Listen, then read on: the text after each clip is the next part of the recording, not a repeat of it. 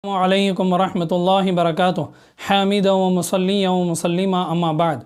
महतरम हाज़रीन किराम, दुनिया की ज़िंदगी ऐसी है जिसमें राहत भी है, परेशानियाँ भी हैं, दुख भी हैं, तकालीफ भी हैं। इसलिए दोनों चीज़ों को हम अपने दिमाग में दिल में रख कर गुजारेंगे। कभी खुशी होगी, कभी तकलीफ़ होगी, कभी सेहत होगी, कभी बीमारी होगी।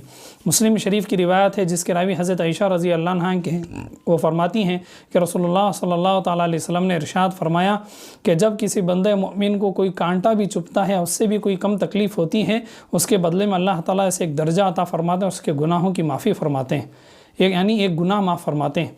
इस हदीस पाक में कितनी बड़ी खुशखबरी है कि अगर एक कांटा भी चुभे, एक ठोकर भी लगे, कोई तकलीफ़ हो तो उसके बदले में दो फ़ायदे हैं। पहला फ़ायदा हमें एक दर्जा यानी कि एक नेकी मिलती है, और दूसरा फ़ायदा एक गुनाह माफ़ होता है।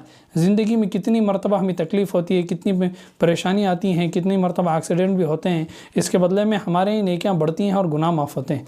इसलिए ज़िंदगी में जब भी परेशानी हो, तकालीफ़ आए तो समझ जाएँ कि इसके बदले में हमें नेकियां मिल रही हैं और हमारे गुनाह माफ़ हो रहे हैं। और दूसरी रिवायत तिरमिज़ी की रिवायत है जिसके रावी हज़रत अबू हुरैरा रज़ी अल्लाह अन्हु के रसूलुल्लाह सल्लल्लाहु तआला अलैहि वसल्लम ने इरशाद फरमाया कि अल्लाह ताला बाज़ ईमान वाले मर्दों पर और औरतों पर उन पर मुसीबतें भेजते हैं, उन पर अचानक हवादिसात भेजते हैं जिसकी वजह से उनके ऊपर बीमारियां आती हैं, कभी उन पर, कभी उनके बच्चों पर, कभी उनके माल में नुकसान होता है।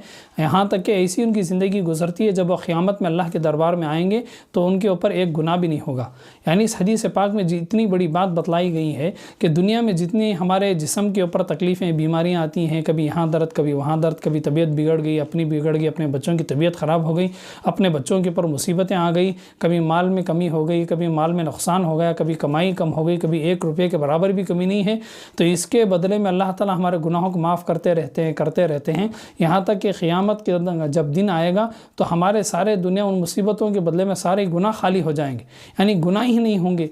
तो यानी कहने का मतलब ये, इस हदीस पाक से जो हमें सबक मिलता है कि तकलीफ़, बीमारी, बच्चों पर परेशानी और ये सब चीज़ें, इसके बदले में हमारे गुनाह माफ़ होते हैं। फिर भी हमें अल्लाह से दुआ करना चाहिए कि अल्लाह ताला हमें राहत और खुशी की ज़िंदगी अता फरमाए। आमीन।